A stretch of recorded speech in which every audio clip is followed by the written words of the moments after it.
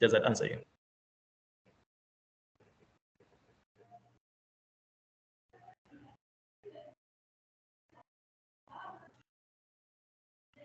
I answered, Troy. Yes, sir, I'm answered. Thank you. Okay, thank you. Okay, so if there's no more questions, and then I'm going to move over to the module here. So now we're looking at the module, the second module here. And as I said, about the practical aspect, we're still going to go back to the practical, and then now we just need to finish up on the theoretical side.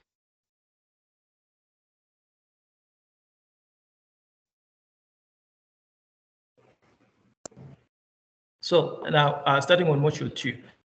So now we've dealt with the meeting, on how to start the meeting and everything, and then TC. the preparation. Yes, sir.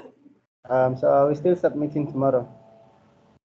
Oh, Wanga, sorry, I didn't see your hand there. Yes, like remember what you're submitting is tomorrow after those presentations, those outcome 1, 2, 3, and 4. Yeah, yes. They're due tomorrow. Yeah.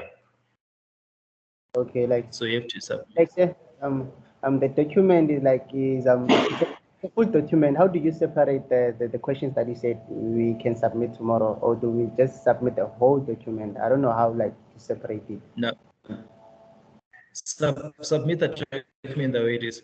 Just for now, isn't you're going to submit because you are going to submit as per the item. Like so, you're just submitting whatever that you have answered those for, and then you're going to do another submission sometime later when you finish the whole thing. But for now, what we need is just that.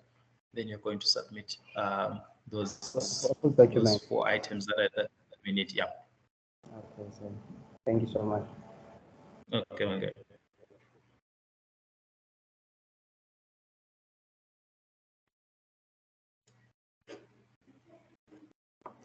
Okay, analyzing the feedback context and applying constructive feedback techniques.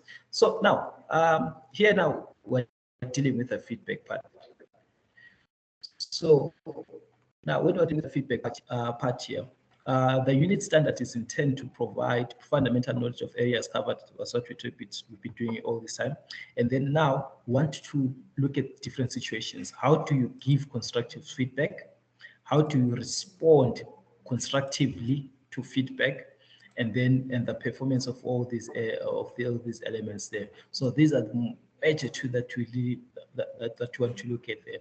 The giving constructive feedback, because you're saying that whenever you are in meetings there, I'm pretty sure you saw also when they were asking us there earlier that what do you do, especially after during the meeting, in terms of giving feedback? Do you give constructive feedback? And then the chair, one of the jobs of the chair was to make sure that when the meeting is running, whatever people say is said in a constructive space. No one should should offend another person, but we should all be constructive. So hence, we are needing to look at that. Now, here, let's say provide feedback. That is the specific outcome 1 for this particular module 2. Under this here. Now, they're saying that the provision is selected for the terms and type channel there. The provision ensures that the language content and tone of feedback fits the situation, the occasion, the subject matter, and the audience. So like here, it was just giving the assessment criteria. Then we're going to look at it in detail as we move down. And then also the provision describes the behavior or event, which is the focus of feedback, in neutral terms with the absence of reference to character or personality of the recipient. So now they're talking about the person there, like how the behavior or the event, which is the focus of the feedback there. And then you're also looking at the person, like the character or the personality of that person who's receiving the feedback. And then the provision also identifies legal and ethical requirements that impact on the time and place where the feedback is actually provided. The provision identifies the legal, ethical requirements that impact on the time and place where the feedback is provided. So how long does it take for you to provide? What are the legal and ethical requirements? And then the provision also ensures the content of the message meets the objectives. Because remember, when you're giving feedback, your feedback should be relevant. So now, let's talk about the content of the message. Yeah. And then the provision ensures that constructive feedback incorporates listening, open questions, paraphrasing, and responding to receiver reactions. So those are some of the aspects that you need to look. Like your constructive feedback, what does it incorporate? Does it incorporate listening? So now listening from both sides, the receiver and the one who's giving the constructive feedback, do they listen to you before even they talk about feedback? Are there any open questions during that time?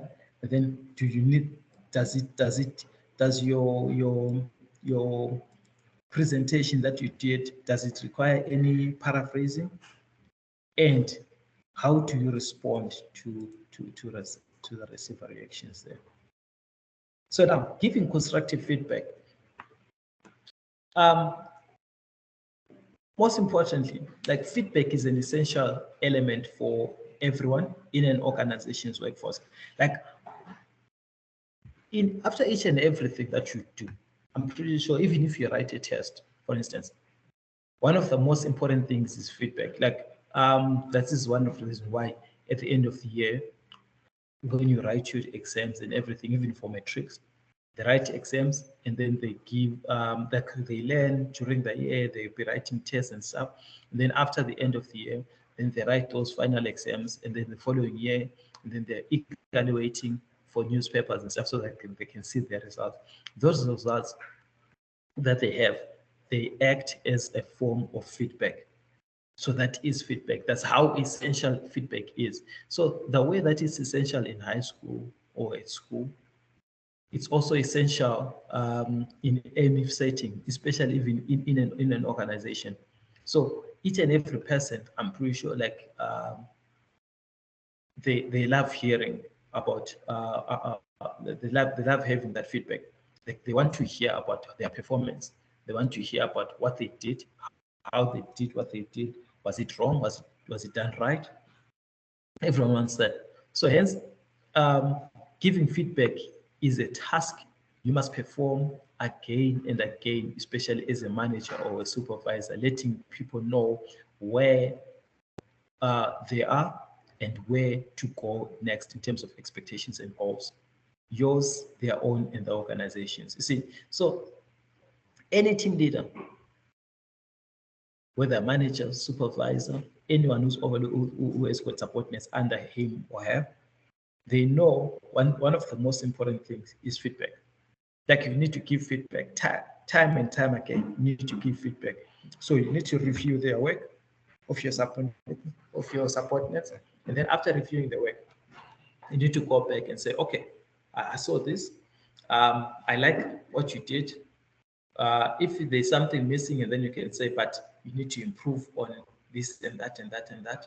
Or if there's something that they need to do, and then you need to do this, you need to do that, you need to do that. So there's certain aspects there that are actually needed in terms of the feedback there. And then feedback is a useful tool for indicating things are going in the right direction or redirecting problem performance. Like if people are doing right, give them feedback. If people are not doing right, also give them feedback. They need to know that, okay, something is missing. So it redirects the problem performance, and then they can also improve on that aspect there. And then your objective in giving feedback is to provide guidance. That is the reason why you give feedback, to provide guidance by supplying information in a useful manner, either to support effective behavior or to guide someone back on track towards successful performance. Hence now, the reason why they call it constructive feedback. Constructive feedback because when you're giving support when you're supporting effective behavior, that is fine. Like when someone does a good job, you clap for them. But now, how you deal, this is where you see how good of a leader is, especially when they deal with how, with let's say a subordinate who's not doing so well. So now, instead of you as a leader trying to undermine them, there are better ways. There's certain things that you need to do. For instance, you need to guide that someone back on track in a successful manner. You need to guide them. Like, guys, you know what? This, what you did here, like, I understand, I see what you did here, but this is not how things are done. You're supposed to do A, B, C, D. Instead of, nah, you do not know what you're doing. What are we doing there? See, so now how you give feedback can help, like, guide someone back. It can help guide someone instead of trying to undermine and kill their confidence. Now that is not going to help. Even if they are working for the company and you expect them to improve next time, they can't improve like that. But you can only improve by guiding wherever that you are working with at that particular time there. So now, some situations that require constructive feedback include ongoing performance decisions. So especially now for people that are working there, and then during that process, and then you need to give constructive feedback during ongoing performance discussions. So, like, let's say you are working on a project, that project, what is people are working on the project, you need to be giving performance discussions. These things they need to be done there, and then provide specific performance pointers. So now, during that ongoing performance discussions, also there's providing specific performance pointers. So now, if let's say they are not doing well in a certain area, we need to point it out. Like, I do not like how this GUI looks. Can someone please change it? Or can you guys go back and see if you can tweak it a little bit? Because maybe it's not going to work for our clientele or something like that. And then also there's following up on coaching discussions, which is also part of that constructive discussion. They're following up on coaching discussions, and then giving corrective guidance when someone makes a mistakes, and then you need to correct them, and then that also falls part of constructive feedback. And then letting know the consequences of their behavior. So now, when you're letting know, it's like when people do something wrong or when they misbehave or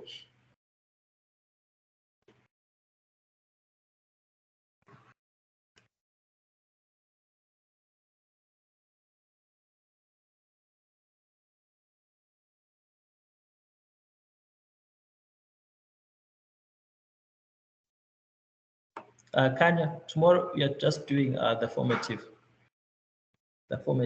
presentation. So tomorrow you are submitting the formative and you're doing a presentation. The summative, not yet. The summative I'll give you over the weekend. So the summative is for, I'll ask you to start with it on Friday, the summative. You're gonna start working with it or working on it on Saturday. Because I do not want to overwhelm you guys with a lot of work. Because I need you guys to do work in a structured way. So the summative, I mean, we'll do it over the weekend. I'll give you on Friday, but for now, it's just a summative.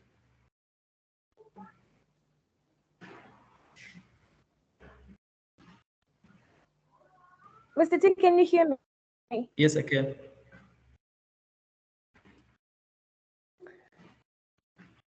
Okay, I cannot hear you clearly. So if it's not too much, I would like you to write the answer on the chat because my network is better. I don't know whether it's my network or yours because you are breaking. Okay, no problem. Thank you.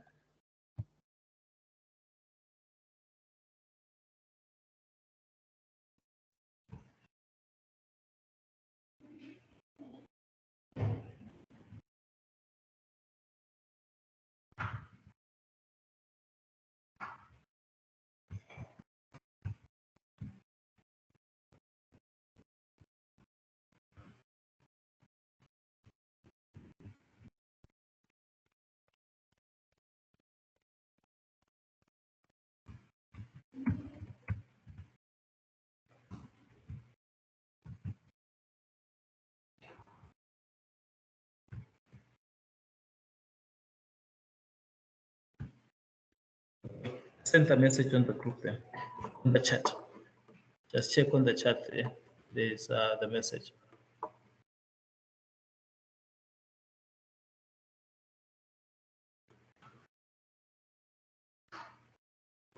Okay, so carrying on.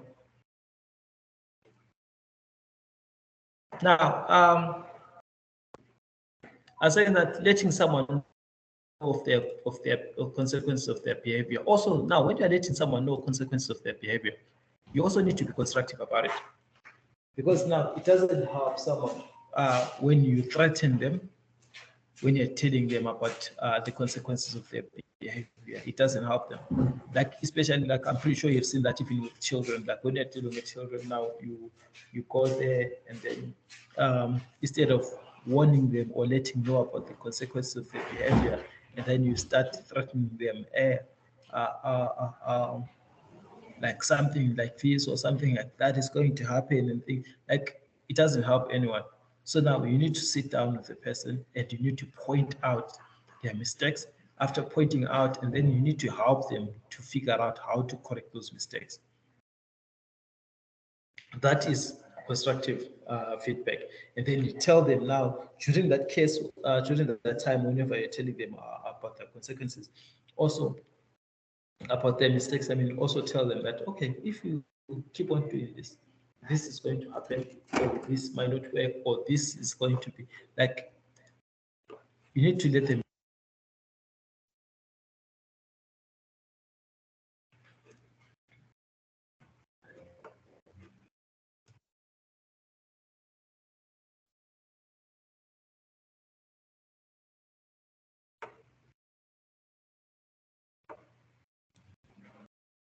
So now that some clues that constructive feedback is needed are when someone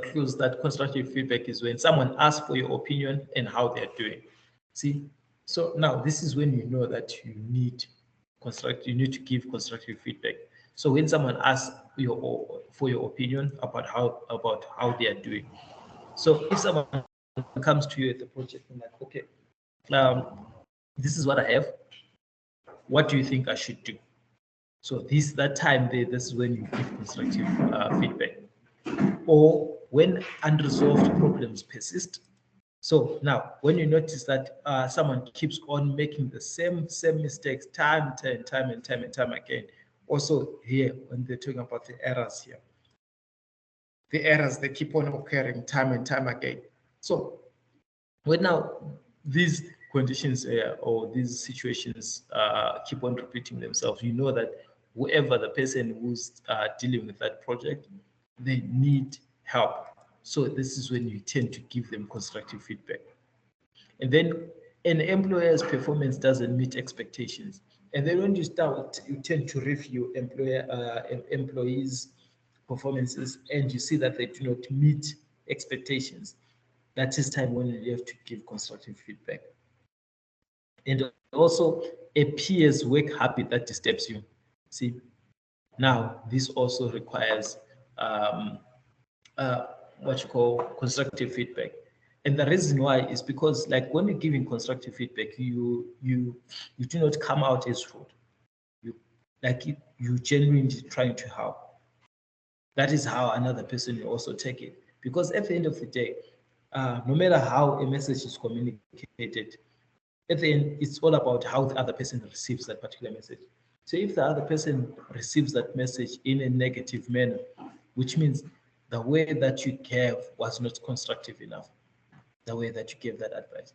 Because at the end of the day, when you're giving advice, it's supposed to be constructive, supposed to grow that other person. Suppose when they receive it, they're supposed to be like, oh, okay, I get it. I made a mistake here.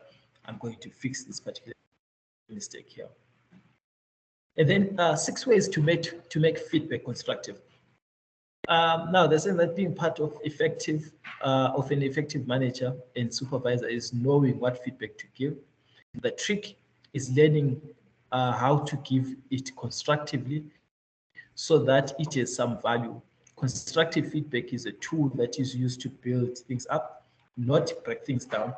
If it lets the other person know that you are on their side. You see that? So now, as I said, effective is this is a tool here that is used to build things up, not to break things down. It lets the other person know that you're on their side. You see, you're on their side. hence what I was saying, that with most people, how they receive a message, that's what matters. So if you give a message in a way that will seem offensive, no matter how good that advice is, it is not going to be received correctly. Because at the end of the day, the other person will perceive that you're being hostile, and they also become hostile.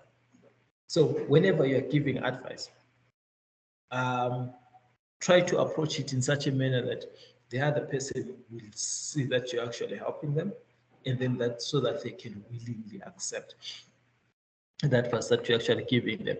So now the first way here is, if you can't think of a constructive purpose for giving feedback, don't give it at all.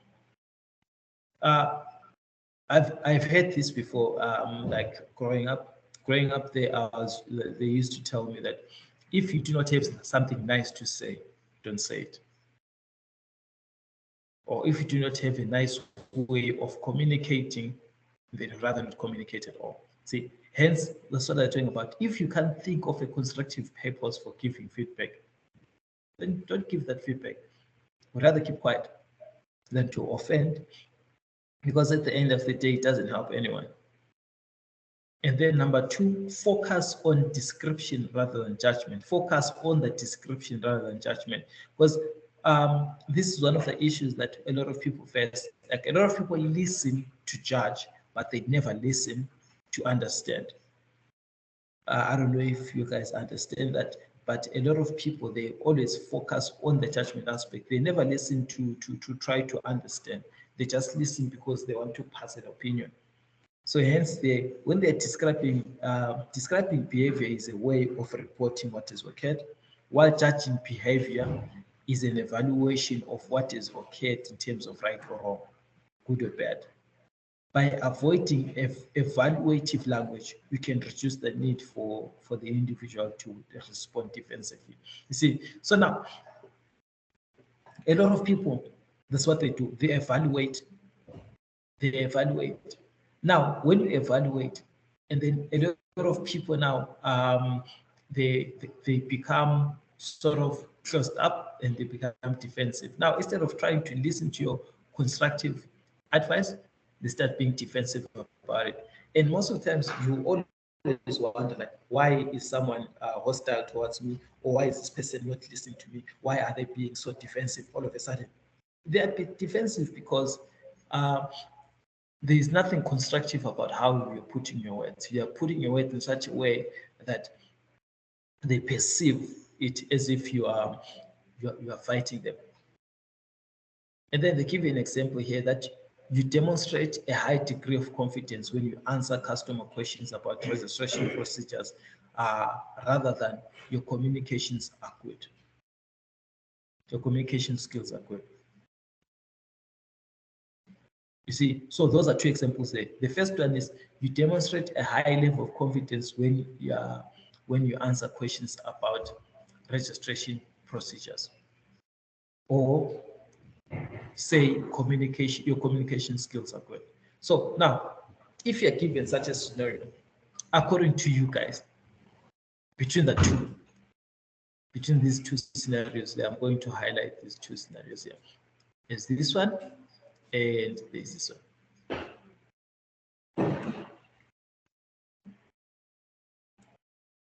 This is one. I highlighted them in different colors. So between the two, which one is constructive and which one is destructive between the two? What do you guys think? Which one is constructive, which one is destructive between the two? And explain why. Why do you think so? Hello, it's interactive. I'm asking, can you please answer?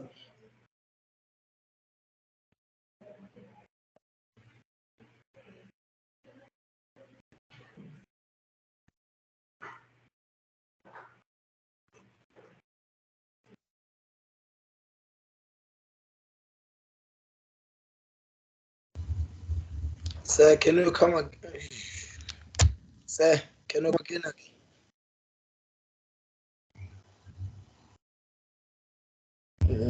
Mr. Dizzy.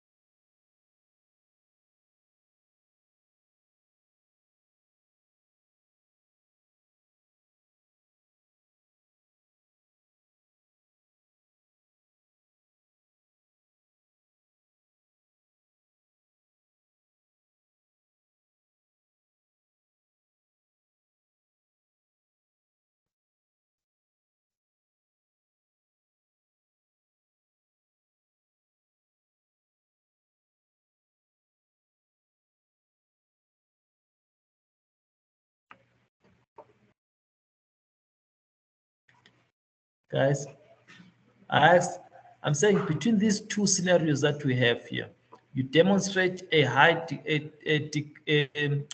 degree of confidence when you answer customer questions about registration procedures, rather than your communication skills are good. Between these two scenarios that I've highlighted here, which one is constructive and which one is not constructive?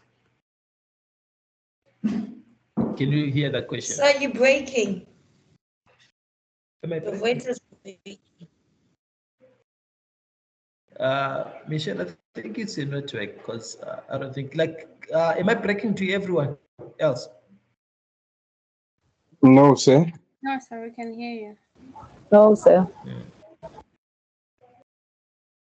So what do you I think, think the guys? first one is constructive. It's Which one, the orange one. The orange one. The orange one. This one, you demonstrate a high degree, the long one.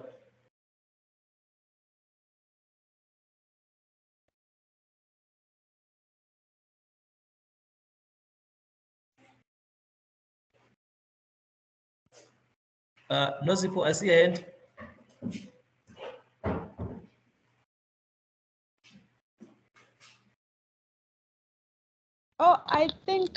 I think the first one is constructive, and then the second one is a compliment.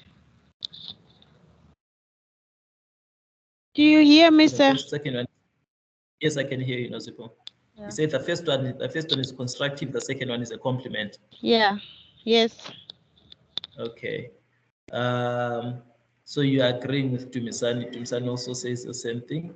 And then I'm seeing Sfiso here saying your communication skills are good. It's actually constructive. Okay. Yeah.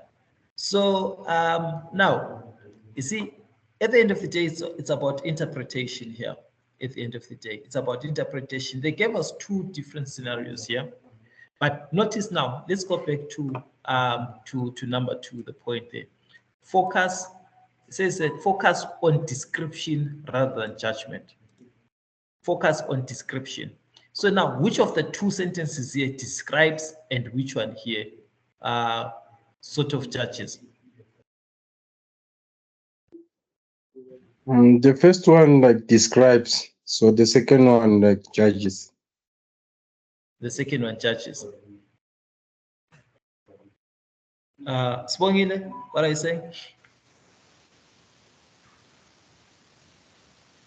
Sir, Michelle, Sir, Michelle. I think the You're the first only one one. describes, ne? And the second one it's judging. Okay. Was that Spongile?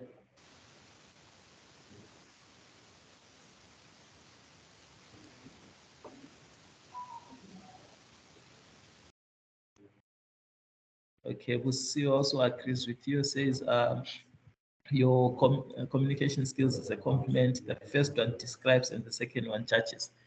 Yes. Okay. Do you want to hear my opinion? Yes, sir. It doesn't mean that Yes, it sir. doesn't mean that it's right, but that's my opinion.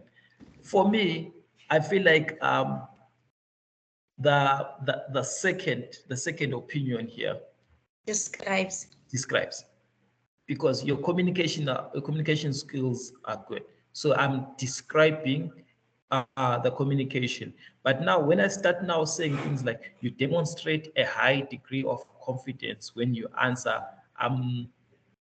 like, okay, as much as you are describing, but I'm saying a lot of unnecessary information. Why do I have to include that part here, this part here, that says when you answer, this part, when you answer the customer's questions about registration processes? Why can't I just say you demonstrate a high degree of confidence and leave it there?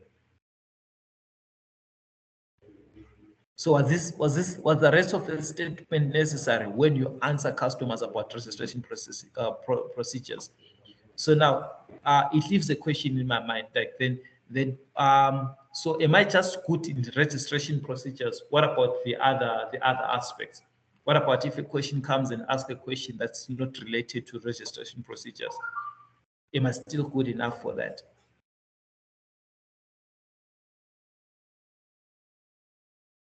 Do you understand where I'm coming from now? Yes, sir. Yeah, I'm not saying you guys are wrong. I'm just saying think about it. But like the last statement, it feels like it's judging, like it's telling the person like how it is, not explaining the whole thing. Like it's telling the person like your skills are the way they are, not explaining like the first one. Yes, I understand that. But now also at the same time, check there. I am describing their communication skills. I am describing how they are. I'm saying your communication skills are good. It's a simple description that I've just done. According, like when I'm complimenting the what you call the personal skills that the person has in terms of communication.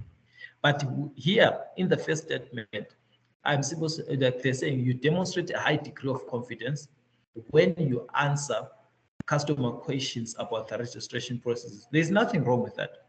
But now, if you check here, I'm literally basing my entire saying on specifics. I'm talking about custom, like hence, like what I'm saying that, okay, then what happens then if I am not dealing with registration procedures? What happens if I'm dealing with something else? Am I still demonstrating a high degree of confidence?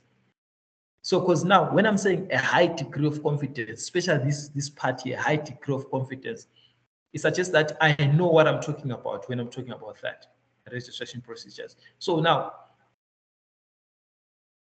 why is this person not including the other aspects? Why are they not including the other aspects? Which means, am I still good enough? Am I still knowledgeable enough? It leaves a few questions in my head.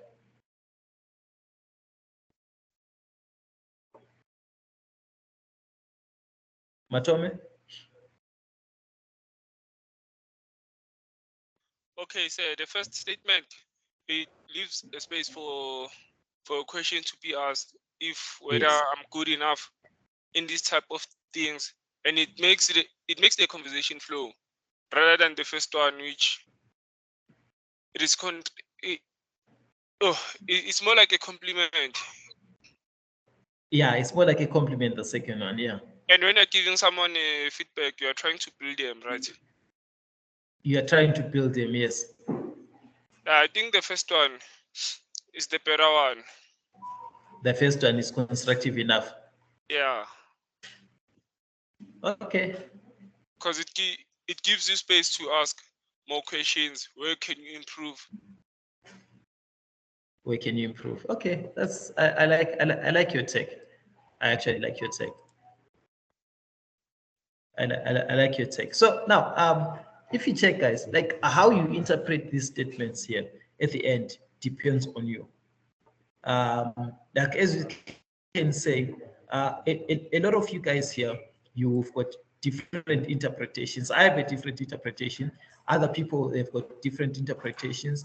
For me, personally, I'll prefer someone to come and say, hey, your communication skills are good. And then from there, I can also ask questions like, okay, when you say my communication skills are good, in what way are they good?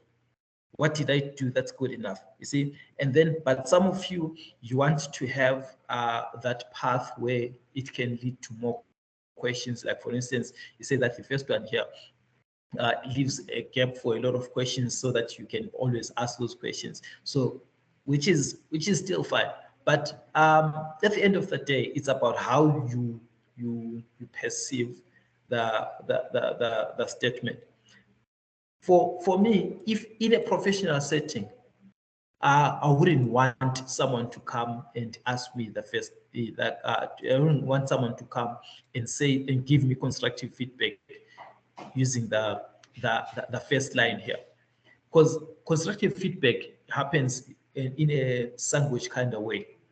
You give a compliment, and then after giving a compliment, and then you put a but, and then you say something, but you are lacking knowledge in this particular topic. And then from there, and then you give another compliment, and then you say, you know what, but otherwise you did a good job. You know how to communicate with people. You still need to learn a little bit, but otherwise you're doing a good job. You see that? So it's a sandwich technique that you do, especially if you're giving feedback.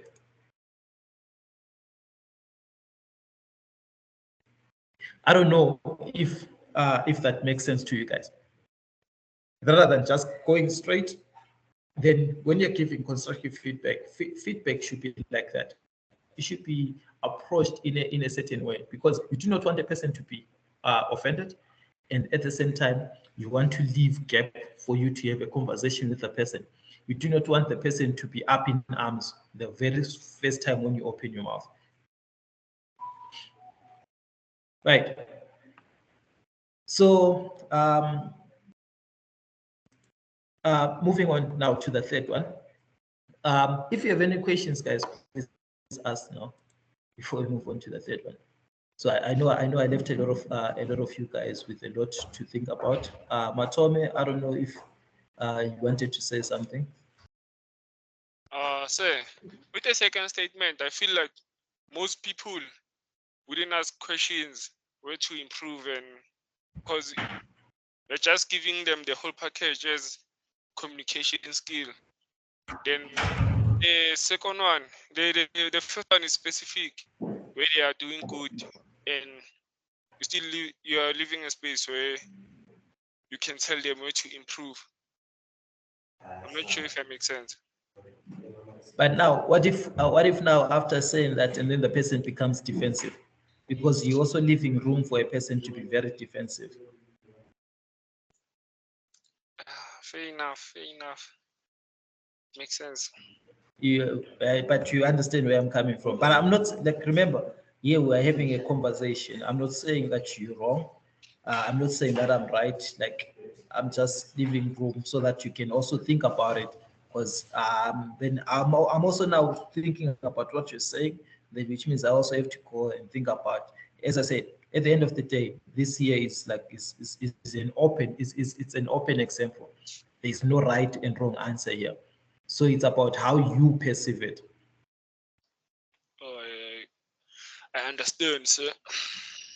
Okay, Matsomi. Thank you. Anyone else, or all of you guys we find now?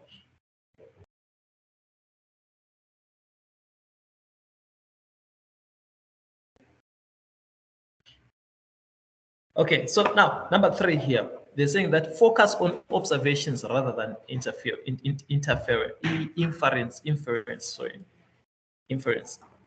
So here now they're saying that observations refer to what you see and hear about an individual's behavior, while inferences refer to the assumptions or interpretations you make from what you see and hear.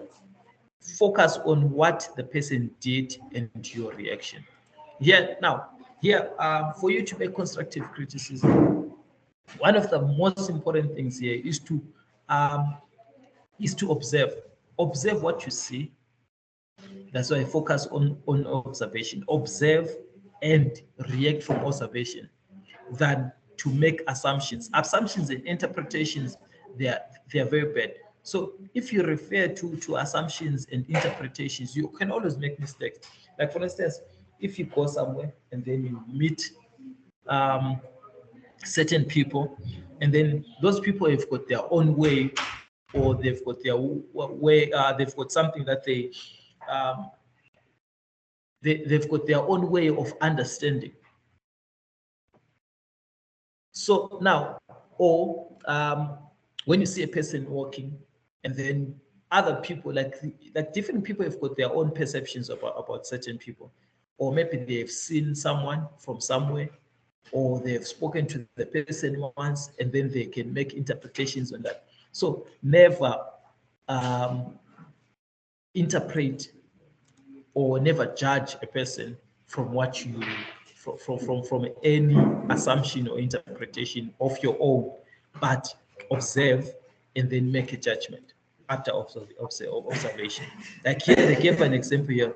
So when you gave that financial aid form, you tossed it from the counter rather than describe what you assume to be the person's motivation. So I suppose you give out all forms in that way. You notice here, I suppose you give out all forms in that way. So here, you're already making an assumption. But now here, you are asking a question. When you gave that student financial aid form, you tossed it across the counter. So here you're leaving out a question. So the moment when you say, when you gave that form, when you gave that student the financial aid form, you tossed it across the counter. So now you are literally giving that person a platform to say, maybe I tripped and then the form slid across, or the person was very rude to me and then I had to do something. You see, like at least you are asking a question. Unlike the second part, when you do that already, now I suppose you give forms out in that way. Now you're making it seem like this is something that the person does every day, that whenever they see a client, they just toss the forms. They don't talk to clients, they don't talk to students or anything. They just toss those forms. See, so here you are making an assumption in the second example here, a very big assumption. What is in the first example here, you're observing. This is something that you have seen, and then from there, you saw whether it's good or bad, that is up to you now for your own interpretation.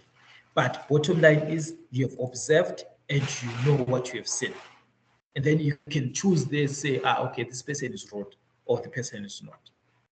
You see that? So now when you're giving even constructive criticism, if you approach with the first mentality here, you can give better advice than someone who comes with the second mentality, because the second mentality, which is an assumption there, will come already saying, okay, so this person doesn't like what they're doing, and they're doing this because they want to offend people and all that stuff. And then number 4, focus on behavior rather than the person. Focus on behavior rather than the person. You see, the third one was focus on observation. Now focus on behavior rather than the person. So, because one thing about people is you do not know people, you will never really know a person, whether they're so close to you and anything, but you never really know the person. Hence, focus on that person's behavior than the actual person. Like here, they're saying that refer to what an individual does than on what you imagine he or she is. To focus on behavior, use adverbs. These are words that describe action rather than adjectives, which describe quality. See that this describe qualities there. So now, what we want to do here, we want to know what kind of a person is. And how do you know what kind of a person is? The only way for you to know what kind of a person, how a person is basically to look at their actions. What do they do? How do they do what they do? Like for instance, here they give an example. You talked considerately during the staff meeting, which prevented me from getting to the main point, rather than you talk too much. Notice here, this and that. These are two different sentences there, and these two different sentences, they mean two different things. You talked considerably during the staff meeting, which prevented me from getting to some of the main points, or you talk too much. So you talk too much seems rather rude there. So now you talk too much here. You are focusing on the person. Excuse me. But in the first statement, when you say you talked considerably during the staff meeting, which prevented me from getting to the main point, here you are focusing on the behavior. You're not attacking the person, but you are attacking the behavior of that person. So now here you come in here, and then this is more constructive, because now you are telling the person to address their behavior. You're saying, okay, guys, like I hear, I see that you talked a lot. So now your talking prevented me from doing my work. But now if you go to the second point and then you say you talk too much, now you talk too much, is direct violation, and it's like you basically telling them, like, you know what, you are a human being that talks too much. You are attacking the person themselves. Unlike in the first stanza there, when you are dealing with the problem, but here you're attacking the person. And then now moving on to number 5. Number 5, they're saying provide a balance of positive and negative feedback. Like there should be balance, since what I was talking about, the sandwich technique. If you consistently give positive or negative feedback, people will distrust you, or they will distrust that feedback, and it will become useless. Because every time you're always saying, no, this is good, no, that is good, that is good, that is good, there's no problem with that, I like what you said, everything that you said makes sense. Now, if you do that, people will become to distrust you. People will not believe what you're saying next time. But if you're a person, try to balance up. Try to balance the positives, try to balance the negatives.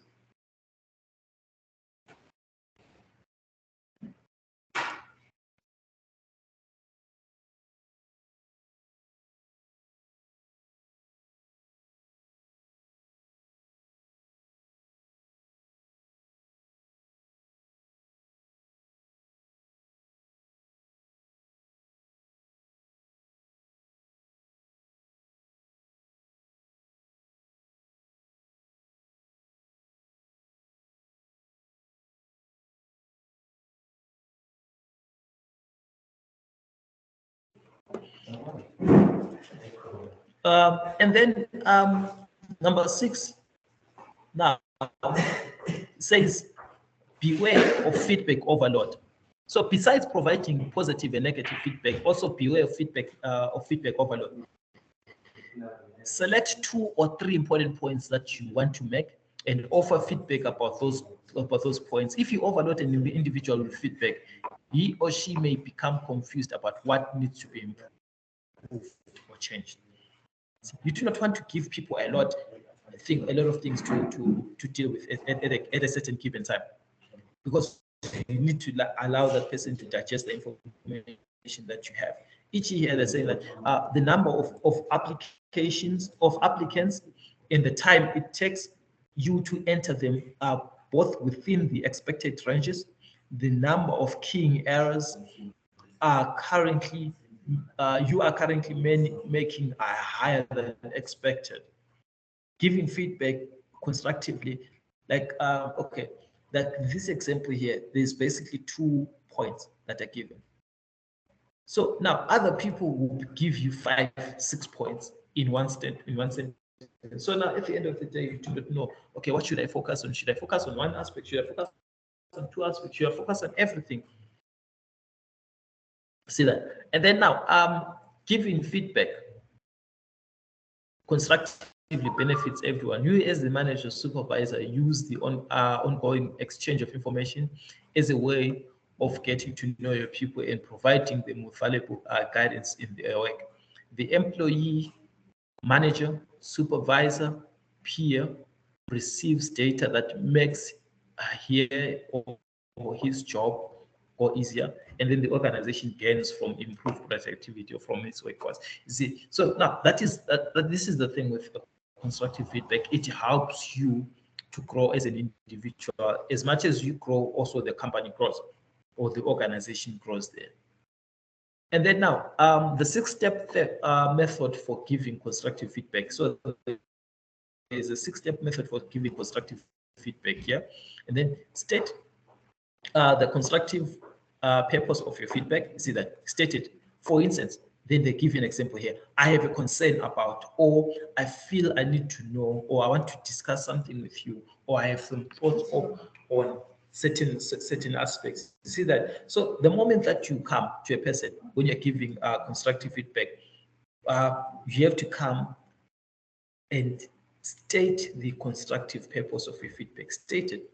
If it's a concern, tell the person that, oh, I have a concern. Like for instance, if let's say your boss said something that is concerning to you, and then you're like, oh, okay, I saw the meeting. Like the meeting was nice and everything. I liked your presentation that you made, but I have a concern on the following. And then you state whatever that you have a concern on. Or I feel I need to let you know about, or I want to discuss something that you discussed that I didn't understand it properly. I need to discuss it with you. Or I have some thoughts over this specific thing that that was spoken about during that.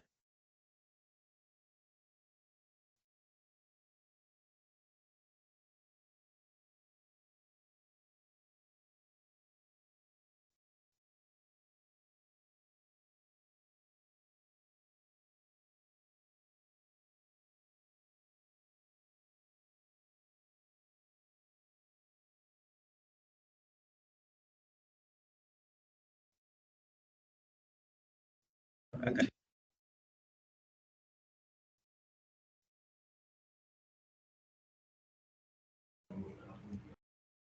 Okay, so on this point, guys, so this is a lot to cover for now. So let's just do this. Then for today, let's just stop here. Where there is the unexpected feedback. And then tomorrow we're going to continue to you guys, to allow you guys to go and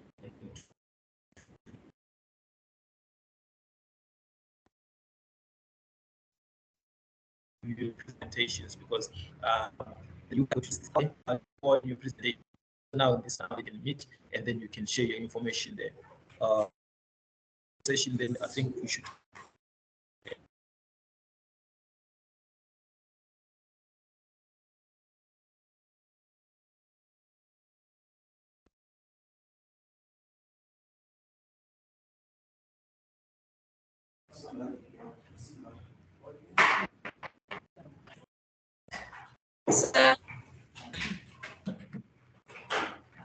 Yeah, yes.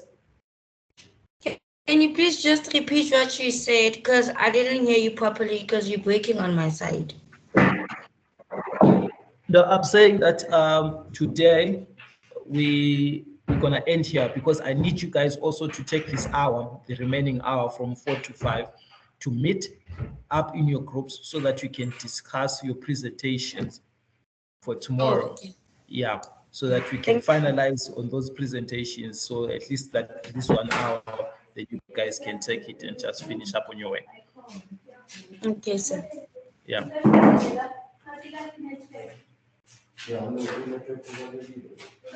Okay, if there are no more questions, guys, then let's convene tomorrow. Right now, you guys can go to your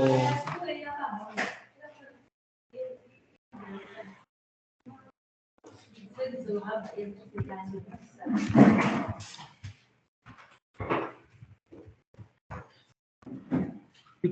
guys can go on your groups and then just have those group discussions so that you can just talk and do those presentations of yours for tomorrow.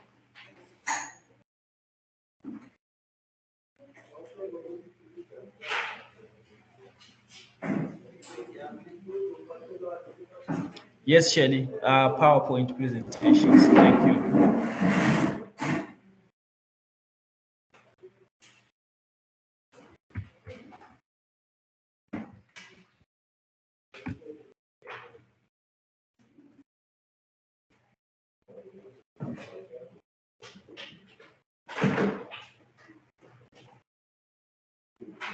Do you have any further questions, or should we close the session now for today, guys? What you call it? Sorry?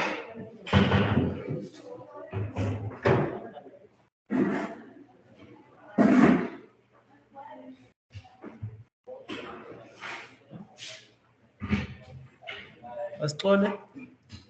I can't hear you.